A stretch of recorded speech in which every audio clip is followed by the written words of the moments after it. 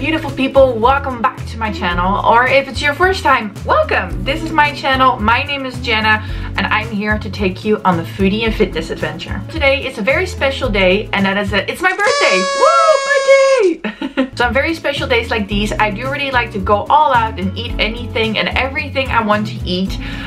So with that, I am taking you on a little foodie adventure, and I'm going to be sharing my recipe for one of my favorite things in the world, and that's a raw vegan dessert.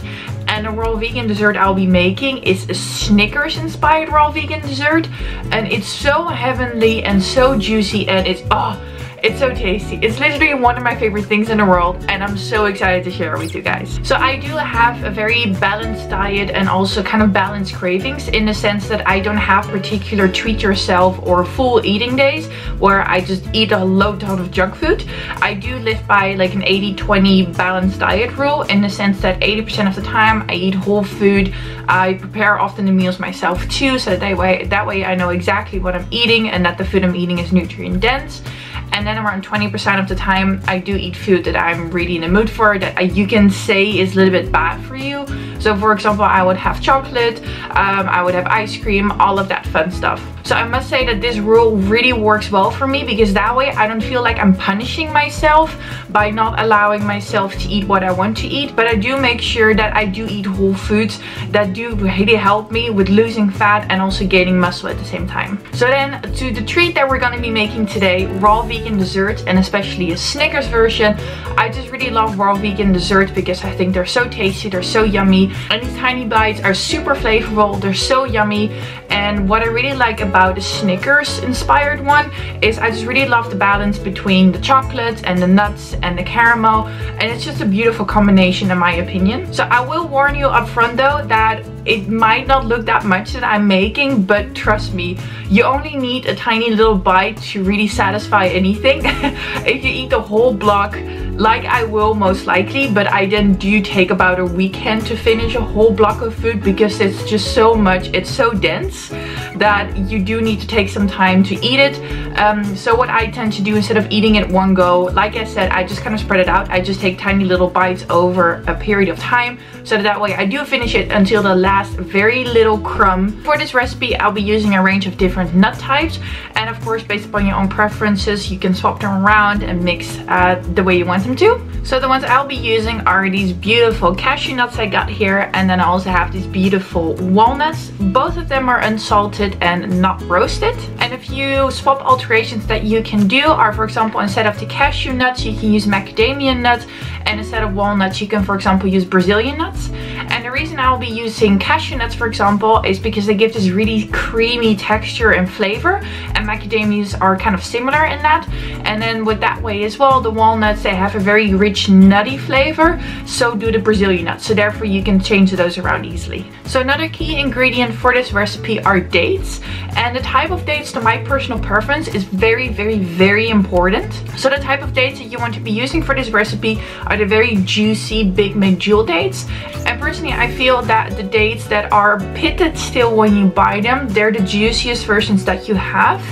And then also I prefer to buy the dates at a Turkish supermarket, so my local Turkish supermarket for example, or on the market, because I feel that those tend to be nice and juicier and of better quality, and also they tend to be a lot cheaper compared to the ones that you can buy at the supermarket. So if you don't have the possibility to buy pitted dates or at a local supermarket, then what you can do is you can take the unpitted dates that you have. If they're a little bit drier, you can leave them overnight in some warm water, so that way they soak up all the moisture and they're nice and juicy when you're ready to use them. Also, a final thing I'll be saying before we start making the dessert is that I'll be using these beautiful glass containers to make the raw dessert in, and also to be storing it in.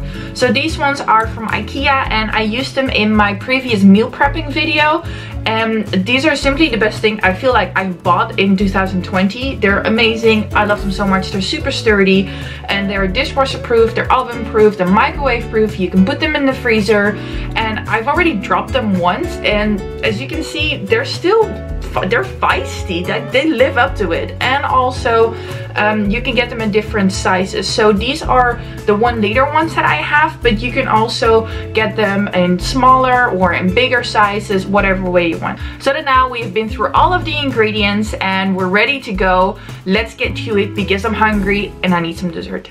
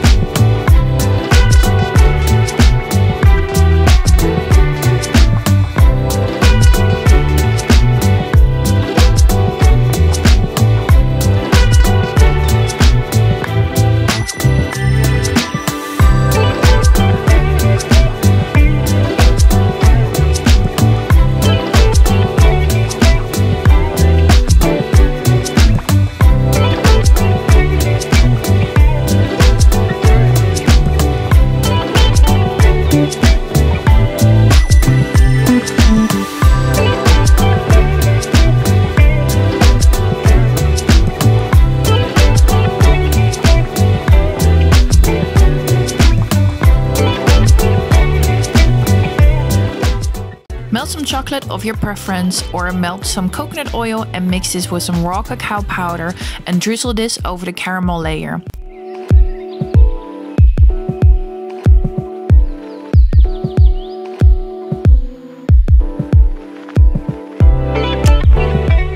Then you can sprinkle some edible flowers or chopped nuts whilst the chocolate is still soft. Keep in the fridge for maximum taste and firmness. I hope that you enjoyed this recipe and let me know in the comments or on my Instagram what your dessert looks like. Also, please give me a big thumbs up to support my channel and make sure to be subscribed so you receive a notification every time I upload a new video. See you guys next week. Bye!